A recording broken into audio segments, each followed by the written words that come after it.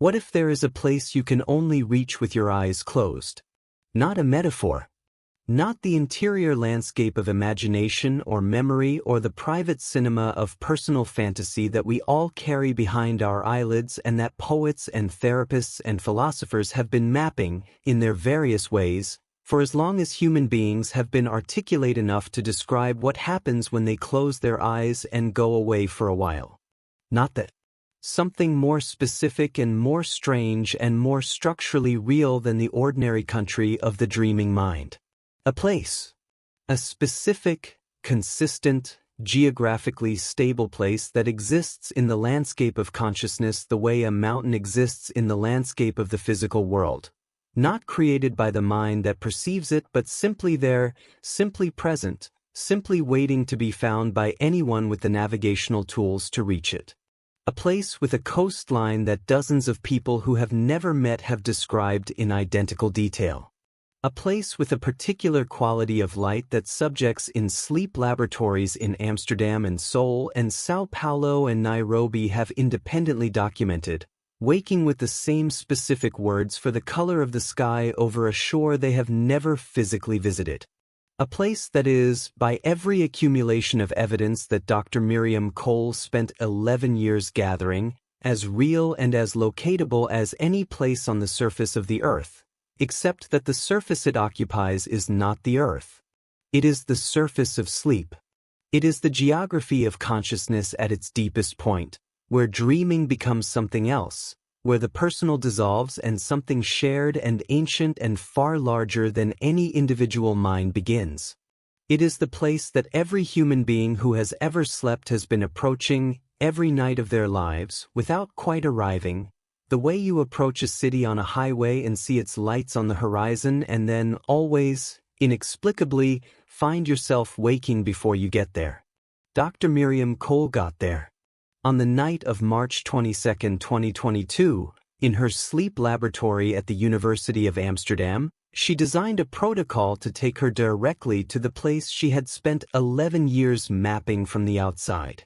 She lay down. She closed her eyes. The EEG began recording. She has not woken up. Her body is fine. Her breathing is steady. Her heart rate is regular. Her vital signs are, by every available measure, the vital signs of a healthy 39-year-old woman in a deep and stable sleep. Her brain is producing a signal that has never been recorded in any sleep laboratory in the history of neuroscience. She is somewhere. The EEG proves she is somewhere. It cannot tell us where. But every few weeks, the signal produces a pattern that her research assistant has learned to recognize. A pattern that, when run through the spectral analysis software Miriam herself designed, resolves into something that looks unmistakably like a map. Always the same coastline. This is her story. This is the story of the sleep researcher who mapped a place that exists on the other side of consciousness and then went there to confirm her findings and never came back. This is the story of the persistent coastline, the unidentified signal, and the woman who is simultaneously the most missing person in this series and the only one we can still watch breathing.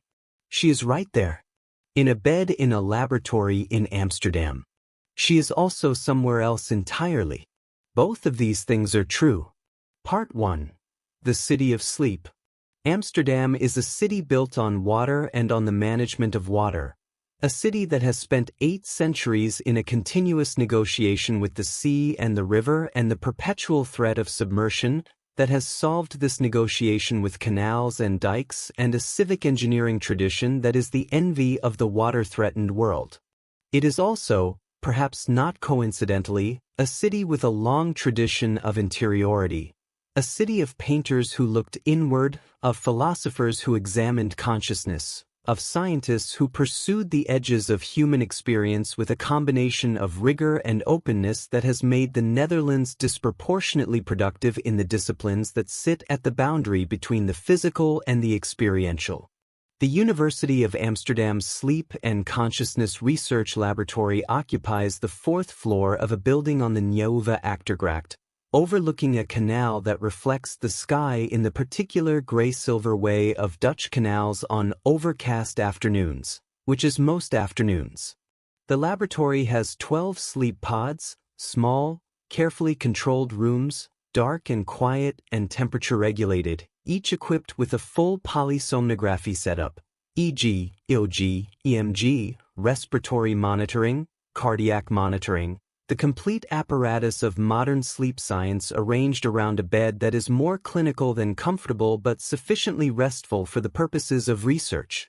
The laboratory was established in 2009 by a sleep researcher named Professor Hendrik van der Berg, who recruited Miriam Cole as a postdoctoral researcher in 2011 and who has said, in the years since her disappearance into sleep, that recognizing her talent was the most important professional decision he ever made and that he has spent every day since March 23, 2022. The morning he arrived to find her still asleep, still producing the unidentified signal, still not waking, wondering whether a different decision at some earlier point in her career might have led her somewhere else. He does not mean this as self-reproach. He means it as the genuine philosophical puzzlement of a scientist who has encountered an outcome he did not predict and cannot account for. He is a careful man. He does not reach for dramatic interpretations.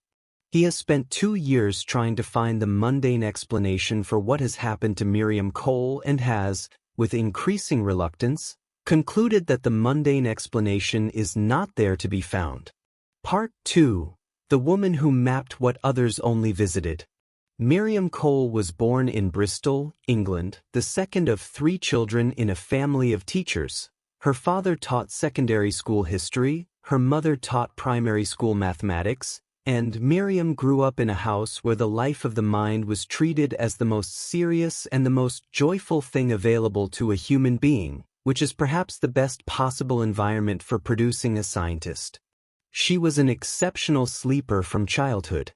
Her mother has said, in the only public account she has given, that Miriam slept with an intensity that was noticeable even when she was very small, that she went to sleep completely, with a totality of commitment that most people never manage, and that she woke up with a clarity and a freshness that seemed to come from having been somewhere genuinely restorative. She also dreamed prolifically, vividly, and in a way that she could describe with unusual precision upon waking, not the fragmentary, fading impressions that most people retain from their dreams but full, detailed, narratively coherent accounts of places and experiences that she had visited in sleep. She began keeping a dream journal at the age of 9. She kept it for 30 years. The journal runs to 22 volumes by the time of her disappearance, and it is one of the most extraordinary documents in the case, not because of any individual entry but because of the cumulative picture it builds of a mind that was, over 3 decades, gradually and systematically mapping a territory that most people visit without noticing they are in a place at all. She studied psychology at Bristol, then neuroscience at University College London, then completed her doctoral work in sleep science at the Max Planck Institute for Human Cognitive and Brain Sciences in Leipzig, the same city where, years later, researchers would puzzle over Nina Cross's photographs without finding an answer. The doctoral work was on the phenomenology of lucid dreaming, the neuroscientific correlates of the state in which a dreamer becomes aware that they are dreaming without waking, and in which the dreamer can, with training, exert some degree of conscious control over the dream environment. Lucid dreaming was her entry point. It was not her destination. What she was actually interested in, what she had been interested in since the age of 9, when she first noticed that some of her dreams took her to places she had never been in waking life and that these places felt specifically, physically real in a way that other dreams did not, was the question of whether dreams have geography. Whether there is a landscape of sleep that exists independent of the individual dreamer, the way a river valley exists independent of any particular traveler who passes through it. Whether the experience of dreaming takes place in a space that is, in some meaningful sense, shared. This is not, she was always careful to note, a mystical or supernatural claim. It is a scientific one. The brain during sleep is not generating a random or arbitrary internal experience. It is doing something organized and consistent enough that we can identify sleep stages, predict dream content from EEG patterns, recognize the signatures of REM and non-REM sleep across every human brain ever studied. If sleep has structure, and it does, then the question of whether that structure has a geography is a legitimate scientific question. The question of whether that geography is shared across individual dreamers is a harder question, but still a scientific one. Miriam spent 11 years trying to answer it. Part 3. The Persistent Coastline. The discovery happened gradually, the way the most important scientific discoveries usually do, not as a single dramatic moment of revelation but as a pattern that emerged slowly from accumulating data, visible in retrospect long before it was consciously identified. The laboratory ran continuous sleep studies. Subjects came in, healthy volunteers, insomnia patients, lucid dreaming practitioners, people with various parasomnias, graduate students earning extra money, and they slept in the pods while the polysomnography recorded everything their brains and bodies did in the night. In the morning they filled out dream reports, standardized questionnaires plus free-form written accounts of whatever they remembered. Miriam read every dream report personally. This was unusual. Most sleep researchers delegate the dream report analysis to assistants, treating it as secondary data, less important than the objective polysomnographic record. Miriam treated the dream reports as primary. She believed the subjective experience of the dreamer was the phenomenon she was studying, and that delegating its analysis was like a geographer delegating the reading of maps. She read, over 11 years, approximately 14,000 dream reports. And in those 14,000 reports, she began to notice something. A coastline. Not always. Not in most reports. Most dream content is personal, idiosyncratic, tied to the individual dreamer's life and memories and anxieties and desires in the way that standard dream theory predicts. But in a subset of reports, a small but statistically significant subset, approximately 3% of the total, subjects described a specific coastal landscape. Dark water. A pale shore. A sky that was not quite any color that exists in waking life. Subjects reached for words like between, like neither, like the specific gray-purple of the moment between last light and full dark that has no name in English. A feeling of standing at the edge of something enormous. A feeling of having arrived somewhere after a very long journey. The descriptions were not identical. Dreams never are. They are filtered through individual perception and individual language and the imperfect machinery of memory between sleeping and waking. But they were consistent in a way that Miriam found, as the reports accumulated, increasingly difficult to explain as coincidence or archetype or the shared symbolic inheritance of a culture that has always associated the sea with endings and beginnings. They were too specific. The geometry of the shore, the particular curve of it, the angle at which the water met the land, the way the pale shore seemed to extend both ways into a distance that the dream never resolved. The quality of the silence there, not absence of sound but a specific, textured, weighted silence that subjects consistently distinguished from ordinary quiet, the way Elliot Marsh distinguished his 33 seconds of absolute zero from mere quietness. The temperature, always the same temperature, described by subjects in different countries and different seasons as the precise temperature of a room that has been empty for exactly the right amount of time. Miriam began calling it the persistent coastline. She began searching the literature and found, buried in dream reports from studies across 5 decades and 4 continents, the same descriptions. Same geometry. Same sky. Same silence. Same temperature. A location that 3% of dreamers reached, independently, without knowing each other, without cultural priming, in sleep laboratories in Amsterdam and Seoul and Sao Paulo and Nairobi and Auckland and Montreal. She wrote a paper. The paper was published in 2019 in a prestigious consciousness research journal. It was careful, methodologically rigorous, appropriately hedged in its conclusions. It suggested that the persistent coastline might represent a specific stage of sleep, a previously unidentified state, deeper than the deepest recorded non-REM stage, reachable only by certain individuals under certain conditions, with consistent phenomenological properties that warranted further investigation. The paper was received with the mixture of interest and skepticism appropriate to a significant but extraordinary claim. Most of her colleagues found it interesting. Some found it extraordinary. A few found it unsettling in a way they didn't fully examine. Miriam found it the beginning of something. Part 4. The 11 years.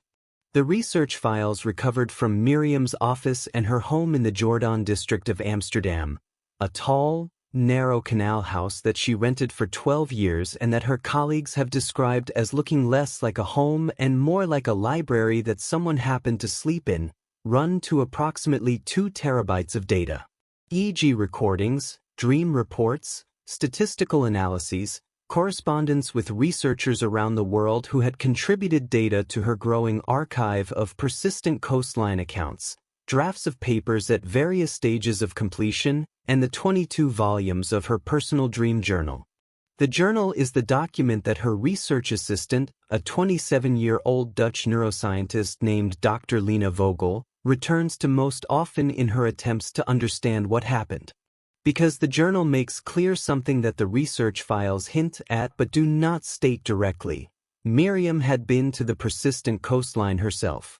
Not deliberately, not as a research subject, not as part of any formal protocol. She had been going there since childhood. The early journal entries, 9-year-old Miriam's careful block-printed descriptions of her vivid, specific, unusually real dreams, contain it. Not labeled. Not identified as significant. Simply described, among the other dream content, with the careful attention of a child who has learned to pay attention to what the night shows her. There was a shore again. The same shore. The water was very dark and very still. The sky was the color of almost dark. I stood there for a long time. It felt like I had always been going there and had finally arrived. She was 9 years old when she wrote that. She wrote versions of the same entry dozens of times over the following 30 years. The research career, in retrospect, was built backward from the experience. She had been to the place, she spent 30 years developing the tools to prove it existed, and then she spent 11 years finding the other people who had been there too. By 2021, she had collected accounts from 847 subjects across 19 countries.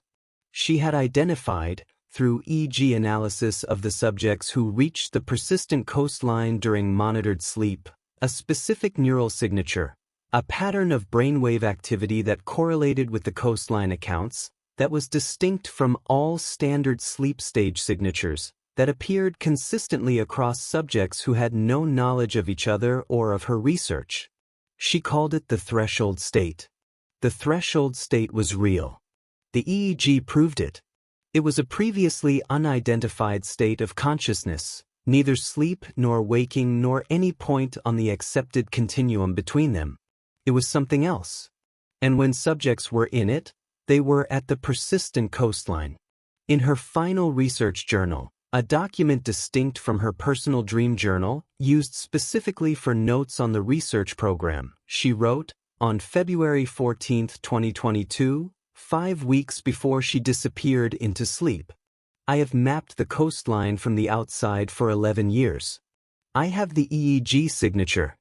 I have the phenomenological accounts. I have the statistical analysis. I have everything except one thing. The view from the inside.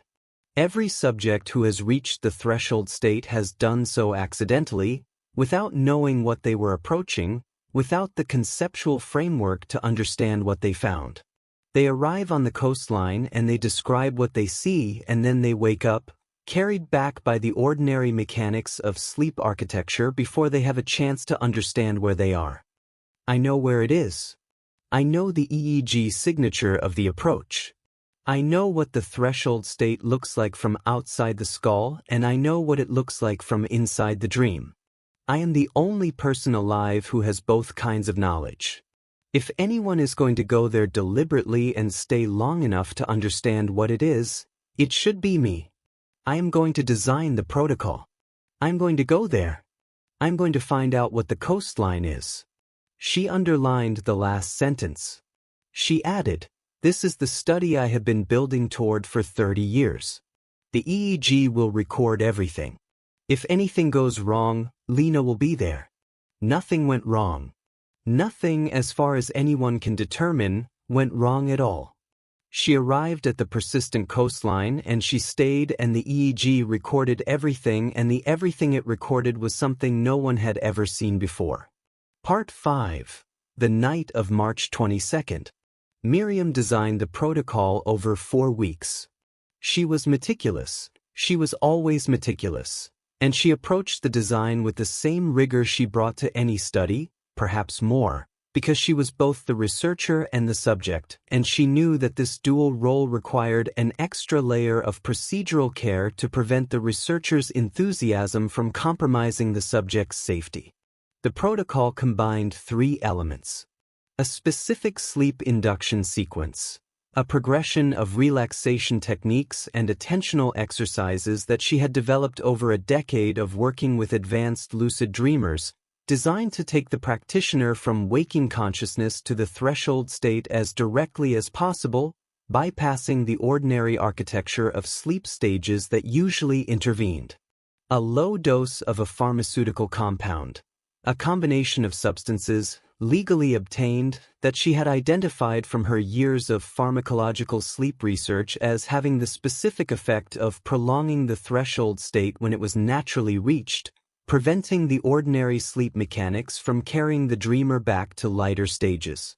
And continuous EEG monitoring, with Lena Vogel present throughout the night to observe the recordings and intervene if any vital sign anomaly appeared. She briefed Lena completely on March 21st. She showed her the EEG signature of the threshold state and explained exactly what to look for. She showed her the vital sign parameters that would constitute a medical emergency and exactly what to do if any of them were triggered. She went through the protocol step by step. She was, Lena has said, more calm than she had ever seen her. Not the calm of suppressed anxiety, but the calm of a person who has made a decision they are completely at peace with and is simply executing it. Lena asked, "What do I do if you reach the threshold state and you stay there?" Miriam said, "You watch. You record. You let me work." Lena asked, "What if you don't come back?" Miriam said, "The EEG will tell you where I am. As long as the signal is there, I'm there. Don't wake me unless my vitals require it." She paused, then, "Lena, I've been going to this coastline since I was 9 years old. I know the way back. I just need long enough to understand what I'm looking at." She went to sleep at 11:30 p.m. on March 22, 2022. The EEG began recording immediately, standard waking alpha rhythm, transitioning through the familiar stages as she drifted. Stage 1. Stage 2. Slow wave sleep. The ordinary architecture of a healthy sleeper's night, familiar to Lena from 2 years of watching Miriam's sleep patterns in the lab for comparative research. At 2:47 a.m., something changed. The EEG signal did something that Lena had never seen in 2 years of monitoring, or in any of the training data she had studied, or in any of the case studies she had read in 3 years of doctoral work, or in any publication in the sleep science literature. The signal did not transition from REM to another stage. It did not show the characteristic features of any known stage. It changed into something that was organized, complex, clearly structured, clearly the product of active neural processes, but that matched nothing in any known classification of brain states. Lena looked at it for 30 seconds. She checked the vitals, Breathing normal, heart rate normal, blood pressure normal, all parameters well within safe ranges. She looked at the EEG again. The signal was stable. Whatever it was not a malfunction, not an artifact, not a seizure. It was clean and consistent and utterly unknown. She did what Miriam had told her to do. She watched.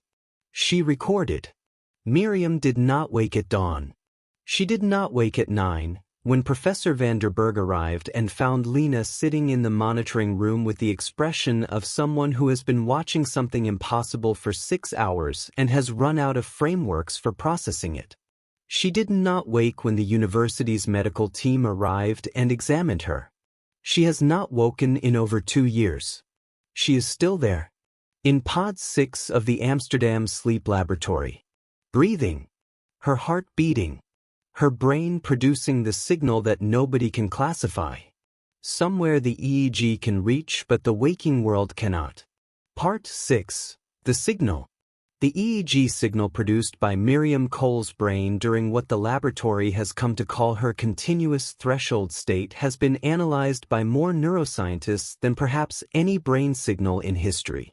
The case has attracted researchers from sleep science, neurology, consciousness studies, physics, and information theory, all of whom have looked at the signal with the specific expertise of their discipline and produced assessments that are consistent in their core finding and remarkable in their implications. The signal is real. It is not a malfunction. It is not artifact. It is the product of a living human brain engaged in sustained, complex, organized neural activity at a level of integration that the neuroscientists involved have described, with varying degrees of willingness to commit to the description, as consistent with full conscious awareness. Miriam Cole is not unconscious. She is not in a coma. Her signal is nothing like a coma EEG, which is characterized by severely diminished and disorganized activity. She is not in any standard stage of sleep. She is in a state of full neural engagement that the instruments can measure but that no existing model of consciousness can adequately account for. She is, the most careful description available suggests, fully present and fully active somewhere that is not here. Dr. Yuki Tanaka, a Japanese neuroscientist specializing in consciousness who has spent 6 months working with the signal, has written the closest thing to a formal characterization that exists. The Cole signal, as we have come to call it, has the information-theoretic properties of a consciousness that is fully integrated, fully present, and engaged with a complex and changing environment. The signal is not static. It varies in the way that a waking EEG varies, showing the moment-to-moment fluctuations of a mind attending to and responding to its surroundings. The surroundings it is responding to are not this room. The brain in Pod 6 of the Amsterdam Laboratory is not registering the ambient sounds of the laboratory, the changes in light, the presence of the researchers who visit daily. It is registering something else. Something that, by the complexity and organization of its neural response, is as rich and as real and as engaging as the physical world, and is not the physical world. There is a second component of the signal that Lena Vogel identified in the 4th week of Miriam's continuous sleep, and that has become the most discussed and most debated element of the case. Every 11 to 19 days, irregularly but persistently, the signal produces a specific pattern. A brief, organized, geometrically structured burst of activity that is distinct from the surrounding signal and that appears, by its internal organization, to be a deliberate output rather than a passive response to environmental input. It lasts between 40 and 90 seconds. It occurs at no consistent time of day or night. It appears without warning and resolves cleanly back into the continuous signal. Lena recognized, after the 3rd occurrence, that the pattern looked familiar. She had spent 2 years working with the spectral analysis software that Miriam had designed for analyzing EEG correlates of dream content, and she had developed a fluency with the way the software translated neural patterns into visual representations. The organized burst reminded her of something. She ran it through the software. The output was a map. Not a complete map. The burst was too brief for that. A fragment. A section of coastline, rendered in the neural shorthand of the spectral analysis, recognizable to anyone who had spent time with the persistent coastline data as the same geometry, the same curve, the same relationship between water and shore that 847 subjects had described from their dreams. Miriam was sending maps. From wherever she was, using the EEG as a transmission medium, she was periodically producing a burst of organized neural activity that her own software could translate into a cartographic fragment of the place she was in. She was doing what she had always done. She was mapping. She had found the persistent coastline and she was documenting it with the only instrument she had available, her own brain, talking back through the electrodes to the people who were watching her sleep. Part 7. The Maps. Lena has collected 14 map fragments in 2 years of watching. Each one is approximately the same section of coastline, the same dark water, the same pale shore, the same quality of light that subjects always struggle to name, but each one shows a slightly different portion of it, as if Miriam is moving along the shore and periodically sending back a surveyor's report of where she has been. The fragments, assembled in the order of their appearance, tell a story of slow, methodical exploration. She is not stationary on the coastline. She is moving. She is, in the precise and literal sense of the word she always used for this kind of work, conducting a field survey. She is doing what she said she would do. She is finding out what the coastline is. The assembled fragments cover, by Lena's best estimate, approximately 6 kilometers of the shore, a significant section, more than any single subject who reached the persistent coastline accidentally had ever documented.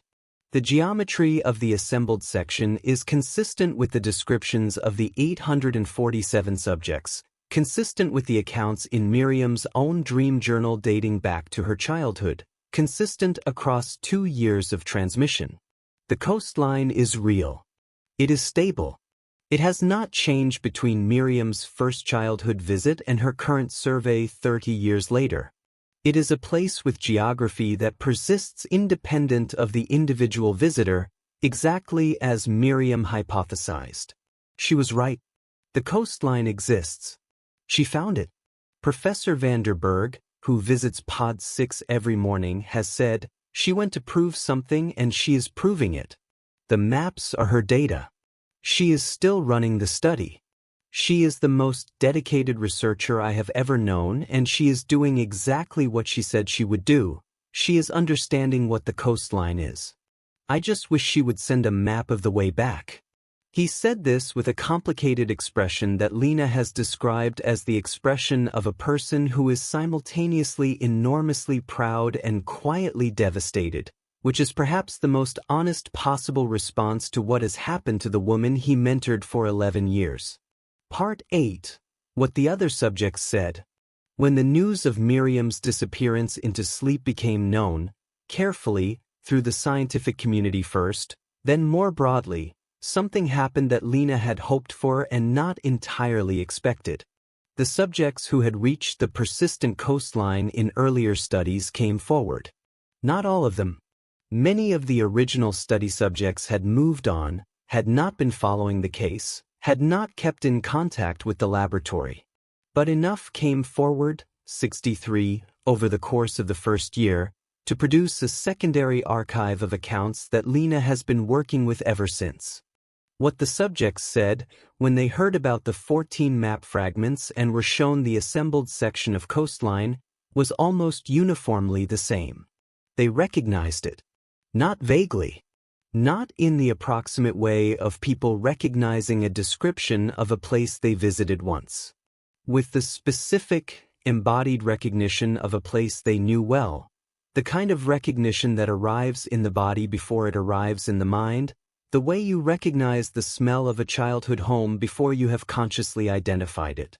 Several of them wept.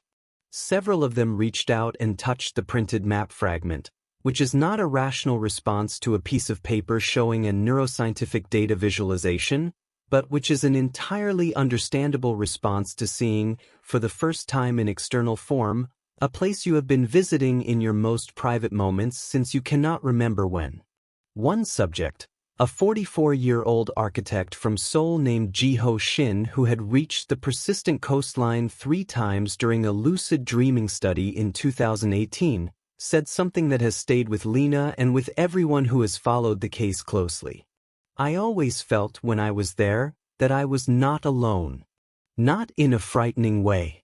In the way you feel when you are in a city you have never visited but that is full of people living their lives. The sense of a populated place, a place that is inhabited and ongoing, that does not begin when you arrive or end when you leave. I always felt that there were others there. I just could not see them or hear them. The place was too large. I was in one small section of it and the rest extended beyond what I could perceive. He looked at the assembled map fragments. I think she is finding the others. I think she is walking the shore and finding the people who have been there and looking for a way to describe what it is, the way you describe a city by its neighborhoods and its landmarks and its geography. I think she is very busy. I think she is very well. He paused. I think she is the happiest she has ever been. Part 9. The Ethics and the Vigil. The ethical situation of Miriam Cole is, by any standard, extraordinary. She is not dead. She is not, by any medical definition, in a coma or a vegetative state or any other recognized condition of diminished consciousness. She is, by the evidence of the EEG, fully and actively conscious. She simply cannot be reached by ordinary means, and she has not indicated, through the map transmissions or any other channel, any desire to return. The university's ethics board has met to consider her case 7 times. The deliberations have been difficult and the conclusions have been tentative. She cannot give current consent for her treatment or her situation because she cannot be communicated with in any standard way. She gave prior consent in a signed research ethics form for the protocol she undertook and for the possibility of an extended monitoring period, though the form did not contemplate the specific possibility of an indefinitely extended unconscious state, because that possibility was not, at the time the form was signed, something anyone thought was possible. Her family, a brother in Bristol named Daniel Cole, the same name as Nina Cross's brother who kept her photographs, a coincidence that everyone in the case network has noted with the quiet unease of a pattern that keeps finding itself, has visited Amsterdam 4 times. He sits with her. He talks to her, because the research team has suggested that auditory stimulation may be perceptible at some level even in the threshold state. He reads to her from her own dream journals, which seems, on 2 occasions, to have produced a discernible response in the EEG. Not communication, not a map fragment or any interpretable signal. Just a change in the continuous signal, the kind of change that Lena has learned to read as something like attention or recognition. She hears him, or she hears something that his voice represents in the place she is. He comes back every 3 months. He reads to her. He tells her about their mother, who is well, who calls every week to ask if anything has changed. He tells her about the case, about the 63 subjects who recognize the map fragments, about the ongoing analysis. He tells her what she would want to know.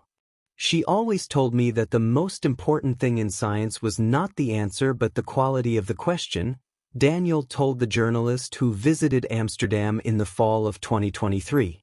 She spent 30 years asking one question. She went to the place where the answer was and she started answering it. I'm not going to be the person who pulls her back before she's finished. He looked at his sister, breathing steadily in her bed, EEG electrodes connecting her to the monitors, the signal running its incomprehensible organized course across the screens. She's working. You can see it in the signal. She's working the way she always worked, completely, totally, with everything she had. She's doing what she always said she wanted to do. He was quiet for a moment. I miss her. I miss her at Christmas. I miss being able to call her and tell her things. I miss her voice. He looked at the monitor. But she's there. She's right there. That's her. That signal is her, thinking, working, doing the most important work of her life. It would be wrong to take that from her because I miss her. He wiped his eyes. It would be the most wrong thing I could do. Part 10. What sleep knows that we don't. Let us be careful here, in a way that honors a woman who spent her career being more careful than anyone required her to be. Miriam Cole is not missing in any conventional sense. She is in Pod 6 of the Amsterdam Sleep Laboratory. She is breathing. The monitors show her vital signs within normal parameters. She can be visited. She can be touched. Daniel reads to her every 3 months and the EEG suggests she hears him. She is the most present missing person in this series and the most unreachable. The rational explanations exist, and they are owed their moment, and they are more medically fraught than the rational explanations in any of the other cases because Miriam is physically present and her medical status is actively managed. The neurologists who have examined her have not found any pathology. There is no structural brain abnormality. There is no evidence of stroke, anoxia, toxic encephalopathy, or any other process that could account for a continuous, stable, complex brain state of 2 years' duration. There is no precedent in the medical literature for what her brain is doing. This is simultaneously the most alarming and the most clarifying fact in the case. Alarming because it means the medical community has no framework for treatment or prognosis, clarifying because it eliminates the possibility that what is happening to her is simply a known condition with an unusual presentation. What is happening to her is not a known condition. It is something new. Something that, as with everything else in this series, sits at the edge of what the relevant discipline can account for and points past the edge towards something that the discipline does not yet have the vocabulary to describe. She designed a protocol to reach a specific state of consciousness. She reached it. The EEG confirms she reached it. She has been in it for over 2 years. She is sending maps from inside it, which means she is aware of her situation, aware of the monitoring equipment, aware of the need to transmit information to the world she left behind. She is not lost. She is not confused. She is not in distress. The signal shows none of the neural signatures associated with pain or fear or negative effect. She is working. And the work she is doing is the work she set out to do. She is mapping the persistent coastline from the inside, producing the detailed cartographic account of a place that exists in the geography of consciousness, that has been visited by millions of people in their sleep without being understood or documented or believed in until a 9-year-old girl in Bristol started writing down what she saw every morning when she woke up. The coastline is real. The threshold state is real. The maps are real. The 63 subjects who wept when they saw the map fragments and said, "Yes, yes, that is the place, that is exactly the place, they are real." And Miriam Cole, lying in her bed in Amsterdam with her brain producing a signal that fills 14 pages of neuroscientific analysis and resists every attempt at classification, is real too. More real, perhaps, than any of us who are merely awake. She found the place. She went there deliberately, with full knowledge and full consent and 30 years of preparation. She is doing what she always wanted to do, what she has been building towards since a 9-year-old girl first wrote, in careful block letters, "I stood there for a long time. It felt like I had always been going there and had finally arrived." She has arrived. The maps keep coming. We just have to learn to read them. Epilogue. The morning reading. Every morning at 8 o'clock, Lena Vogel sits down at the monitoring station in the Amsterdam laboratory and looks at the overnight EEG record. She is looking for 2 things: any change in the vital signs that requires medical attention and any map fragment in the signal. Most mornings there is no map fragment. Most mornings are the continuous signal, running its organized, incomprehensible course, telling her that Miriam is there and working and somewhere the instruments can reach but she cannot follow. But every 11 to 19 days there is a fragment. And on those mornings Lena runs it through the spectral analysis software, Miriam's own software, the one she spent 4 years building, the one that is better at reading this particular signal than any other tool available because it was designed by the mind that is producing the signal, and watches the coastline resolve on the screen. The same dark water, the same pale shore, the same quality of light that has no name. Always the same place, always a slightly different section of it, the survey advancing incrementally along the shore as Miriam moves and documents and works. Lena prints each fragment. She adds it to the assembled map on the wall of her office, a large sheet of paper on which the 14 fragments have been arranged in order, building the picture of a coastline that extends in both directions beyond what any single fragment shows, patient and dark and completely certain of its own existence. She has started to dream about it. Not in the way the study subjects dream about it, not the threshold state, not the full phenomenological arrival at the pale shore. Just ordinary dreaming. The kind where you are somewhere and then you are somewhere else and the logic of it is yours alone. But the somewhere she is in, sometimes, at the edges of her sleeping, has the quality of the coastline. Has the dark water and the between-colored sky and the specific weighted silence. She has not told Professor Vanderberg. She has not added it to any official record. She is a scientist and she knows the difference between data and personal experience, and she knows that her personal experience of borderline dream states is not, in isolation, evidence of anything. But she has started keeping a journal. And on the mornings after the coastline dreams, when she sits down at the monitoring station and looks at the overnight signal and Miriam's brain is producing its complex organized evidence of full conscious presence in an uncharted place, Lena feels something that she recognizes from Miriam's field journal entries, from the final weeks before the protocol night, a feeling of proximity, of almost arrival. Of a place that is not far away but simply on the other side of a threshold she has not yet crossed. She is not planning to cross it. But she understands on those mornings why Miriam did. She understood the quality of the question. She understood that the only way to answer it fully was to go where the answer lived. She understood that 30 years of preparation is exactly the right length of preparation for the most important journey a person will ever take. She closed her eyes. She went. She is still going. The maps keep coming. The coastline keeps its patient, dark, real, persistent presence on the other side of sleep, waiting for the next person who has been building toward it long enough to finally arrive. Case file number 0199. Status, active, subject present.